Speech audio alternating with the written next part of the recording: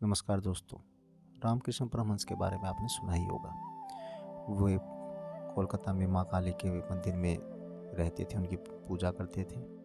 उनके बहुत बड़े भक्त हुए हैं। उनके बारे में बहुत सी फेमस बातें हैं। उनमें से एक बात ये भी है कि वो काली माता को अपने हाथ से भोजन खिलाते थे और माता उनका प्रसाद, उनका खाना ग्रहण करती थी। तो मेरे मन में ये प्रश्न आता है कि क्या सच में किसी देवी देवता को प्रसाद खिलाया जा सकता है? क्या वो भोग लगाते हैं? क्या वो हमारा खाना खाते हैं? क्या ऐसा हो भी सकता है? और क्या ऐसा है कि और भी कभी और भी इंस्टेंसेस हुए हों, कोई और एग्जांपल्स भी हों, कभी इतिहास में ऐसा पहले भी कभी हुआ है कि किसी भक्त ने भगवान को भोग लगाया हो और उसने भोग खाया हो? तो आज इस वीडियो में हम इसी के बारे में बात करेंगे। रामकृष्ण परमहंस माँ काली के बहुत बड़े भक्त हुए हैं। और वैसे तो माँ काली के भक्त तांत्रिक पद्धति के ज़्यादा हुए हैं, लेकिन वो एकमात्र शायद ऐसे भक्त हैं जो सात्विक पद्धति के हुए हैं, जिन्होंने कोई तामसिक विधियों को फॉलो न करते हुए सिर्फ प्योर हार्टेडली, प्योर डिवोशनल माँ की भक्ति की थी। और उनको दर्शन भी हुए। और जो परम अवस्था होती है, समाधि होती है, और अलग अलग मेथड्स उन्होंने फॉलो करके भगवान को प्राप्त किया, वो सारे उनकी भक्ति की विशेषताएं भी थी।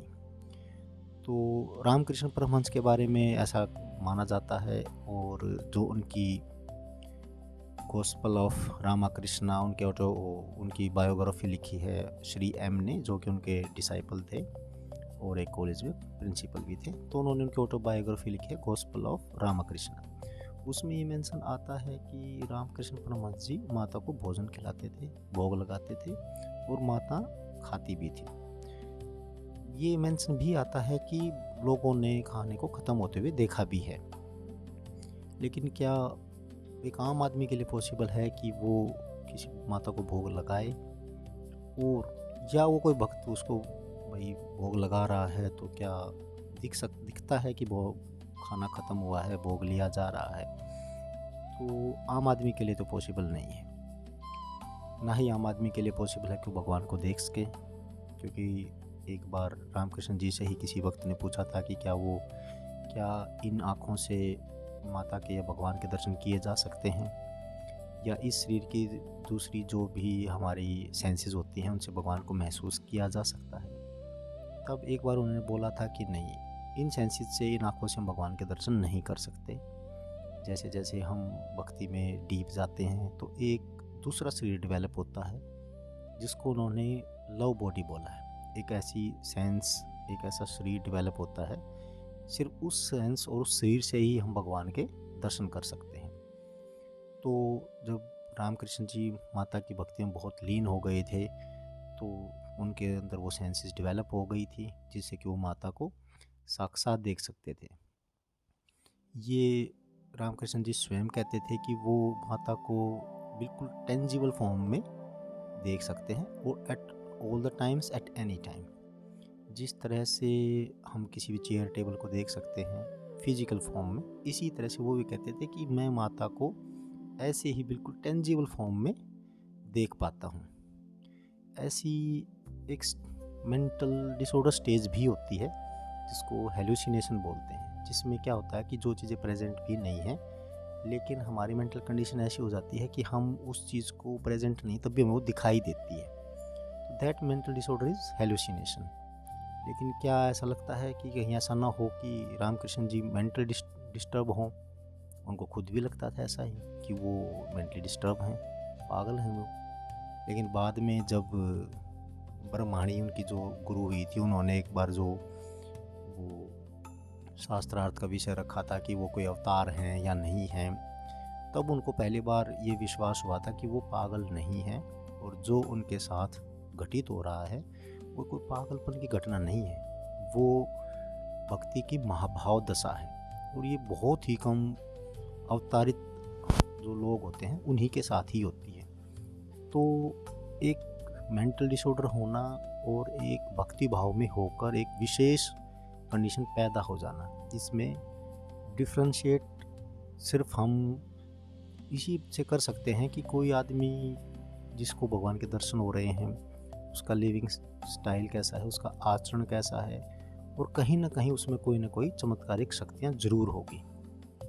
तो रामकृष्ण जी में तो डेफिनेटली ही ऐसी चमत्कारिक शक्तियाँ भी थी, वो समाधि प्राप्त भक्त थे। इसी तरह से एक दूसरा इतिहास में एक वर्णन और आता है, जिसमें कि एक भक्त हुए थे धन्ना भक्त। धन्ना भक्त शालिग्राम महाराज की पूजा करते थे, और उन्होंने भी 7 डेज, और कहीं डिस्क्रिप्शन में आता है कि 9 डेज तक उन्होंने कोई खाना ग्रहण नहीं किया था। वो चाहते थे भगवान शालिग्राम उन्हें दर्शन दें, उनके साथ उनका खाना खाएं और फिर उनके साथ मिलकर खेत में काम करें। तो ऐसा माना जाता है कि उन्होंने दर्शन दिए थे और उन्होंने भोग लगाया और फिर खेत में काम भी किया। लेकिन इन दैट केस ऑल्सो वो जो शालिग्राम भगवान थे वो किसी को दिखाई नहीं देते थे, वो सिर्फ और सिर्फ धन्ना भगत को ही दिखाई देते थे। लेकिन ऐसा कहा जाता है कि उसके खेतों में काम अपने आप हुआ मिलता था, और उसको खेतों में जो ज्वार लगी थी वो भी ऐसी लगी थी जो कि कभी नेचुरली वैसे ज्वार नहीं लगती थी। इसी तरह से एक डिस्क्रिप्शन और आता है, जब धन्ना भगत की बेटी भगवान को खिचड़ी खिलाती है। जब धन्ना भगत कहीं जा रहे थे तो अपनी बेटी को उन्होंने बोल दिया था कि बेटी पहले भगवान को भोग लगाना, उसके बाद ही खाना खाना।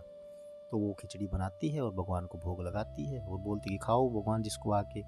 वो इतनी छोटी बच्ची थी, उसे नहीं पता था कि भगवान को खिलाना और भोग लगाना क्या होता है। वो बस यही सोचती कि ठीक है, जैसे हम खाते हैं ऐसे भगवान भी खाना खाएंगे। लेकिन भगवान तो नहीं आई। वो काफ़ी देर तक वेट करती रही, लेकिन वो जिद पे वो भी बैठी रही कि मैं भी खाना नहीं खाऊंगी। अब यही भक्त का हठ है कि इसको देखकर भगवान को आना पड़ा और उन्होंने भोग ग्रहण किया। तो इस तरह से इतिहास में 3 डिस्क्रिप्शन आते हैं, जिसमें रामकृष्ण जी, धन्ना भगत और उनकी बेटी, जिन्होंने भगवान को भोग लगाया है और जिन्होंने भगवान ने उनका प्रसाद ग्रहण किया है, उनका भोजन, उनका भोग ग्रहण किया है। तो क्या मतलब एक साइंटिफिक व्यू पॉइंट से हम सोचे क्या ये पॉसिबल है कि कोई मूर्त को हम भोग लगाएं, खाना खिलाएं और वो खा ले? तो साइंटिफिकली तो नहीं। और जो आदमी भक्ति में एक एलिवेटेड स्टेज पे नहीं है, एक हायर स्टेज पे नहीं है, तो वो भी नहीं मान सकता कि शायद ऐसा कोई खाना खाया जाए और वो खाना ख़त्म भी हो। लेकिन जो भक्ति में हैं और डीप चले जाते हैं भक्ति में, तो शायद ये पॉसिबल है, क्योंकि भक्ति में जाने पर बहुत से ऐसे और भी मिस्टिकल एक्सपीरियंसेस और भी बहुत सेंट्स के साथ हुए हैं, जो हिस्ट्री में बुक्स में रिकॉर्डेड हैं, जो कि बियॉन्ड साइंटिफिक एक्सप्लेनेशन है। ऐसा लगता है कि ऐसा हो सकता है, लेकिन इसके लिए ज़रूरी है एक हायर स्टेज ऑफ भक्ति कंडीशन। या तो आप भक्ति कंडीशन में एक बहुत हायर स्टेज पे चले जाएं, तब आपके अंदर वो लव बॉडी डेवलप हो या वो सेंस डेवलप हो, जिससे कि आप भगवान को देख पाएँ, अनुभव कर पाएँ, और जो आप भगवान को खाना खिलाना चाहें, दर्शन करना चाहें, वो पॉसिबल भी हो। वैसे भी ये बड़ा लॉजिकल सी बात है कि भगवान हैं, हम सबको पता है भगवान हैं। भगवान सर्वशक्तिमान भी हैं, कण कण में विद्यमान भी हैं। तो अगर कोई भक्त चाहे कि भगवान आप आइए और ये भोग लगाइए और खाना खाइए, और मैं देखना चाहता हूँ आपको फिजिकली, इन आइज से देखना चाहता हूँ, मैं आपको फिजिकल फॉर्म में देखना चाहता हूँ, तो भगवान के लिए कोई डिफ़िकल्ट नहीं है दर्शन देना, वहाँ पर प्रेजेंट होना या भोग लगाना। बस ज़रूरत है कि हमारा भक्ति भाव कितना है, हमारा समर्पण, हमारी कमिटमेंट, डिवोशन कितना है। तो ये डिपेंड करेगा सिर्फ हमारे भक्ति भाव पे कि हम भगवान को भोग लगाएं, उनके दर्शन करें। तो धन्यवाद दोस्तों, thank you for watching this video.